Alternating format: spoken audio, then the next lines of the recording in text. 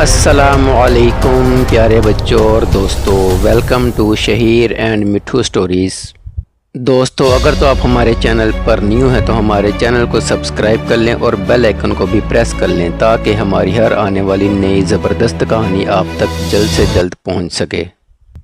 دوستو، کبھی سوچا ہے اگر جنگل میں ایک زبردست بائیک ریس ہو تو کیسا لگے گا، اور اس ریس میں خطرناک ویلن بھی آ جائے تو کیا ہوگا؟ کیا شہیر اور مٹھو اس سے جیت پائیں گے یا یہ ویلن سب کو ہرا دے گا اور آخر میں سنہری ہیلمٹ کس کے پاس جائے گا؟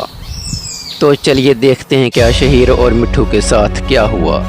جنگل میں ایک بڑا بورڈ لگایا گیا، آج کی زبردست بائیک ریس، جیتنے والے کو سنہری ہیلمٹ ملے گا۔ یہ خبر سنتے ہی سب جانور خوشی سے جمع ہو گئے۔ خرگوش، ہاتھی، شیر، بطخ سب کے سب اکٹھے ہو گئے۔ اچانک دھواں اٹھا، ایک کالا لمبا بندر اپنی بڑی ٹربو بائیک پر بھون بھون پر نمودار ہوا۔ وہ غرور سے بولا، ہا ہا ہا، یہ ہیلمٹ میرا ہے، کوئی مجھے نہیں ہرا سکتا۔ ریس شروع ہوئی، سب جانور اپنی پوری طاقت سے دوڑنے لگے۔ شہیر نے کہا، مٹھو ہم پیچھے نہیں رہیں گے۔ مٹھو نے بھی خوش ہو کر کہا، چل بھائی شہیر، میں تیری نیویگیشن ہوں۔ ویلن بندر نے سب کو ہرانے کے لیے رستے میں طرح طرح کے جال بچھائے، کیلے کے چھلکے، دھواں چھوڑنے والی گن اور دوسروں کو دھکے بھی دیے۔ بیچارہ خرگوش پھسل گیا، بطخ پانی میں جا گری، باقی سب جانور پریشان۔ شہیر نے کہا، مٹھو اگر ہم نے عقل سے کام نہ لیا تو یہ نہیں رکے گا۔ مٹھو، دوستو سب ایک ساتھ ہو جاؤ۔ ہاتھی نے اپنی سونڈ سے ویلن کی بائیک کا راستہ روک دیا۔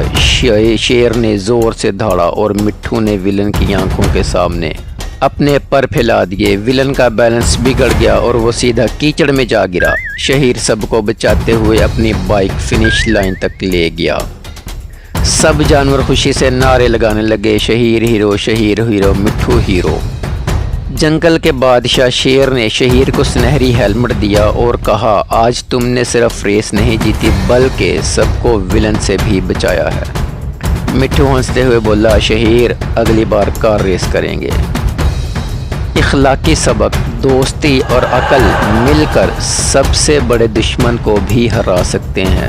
اگر تو آپ کو ہماری آج کی کہانی پسند آئی ہو تو ہمارے چینل کو سبسکرائب کر دیجیے گا اور ویڈیو پر ایک پیارا سا لائک بھی کر دیجیے گا۔ شکریہ، اللہ حافظ۔